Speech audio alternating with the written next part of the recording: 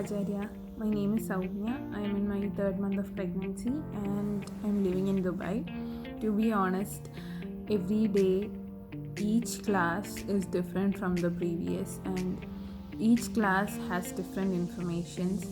Today's class was about brain and I didn't know that food had this much impact on brain, and I didn't even know that food can give you positive and negative emotions. So it was all new to me. I'm so happy that I'm part of this class and this community. Today's class was so nice, like I don't have words to explain, because to have a proper routine and to do it accordingly, it was kind of hard for me. Actually, I was struggling. I didn't know what to do when.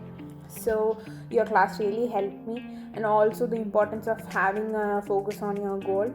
You and your wife, Acharya, you guys are truly an inspiration, and you are an inspiration.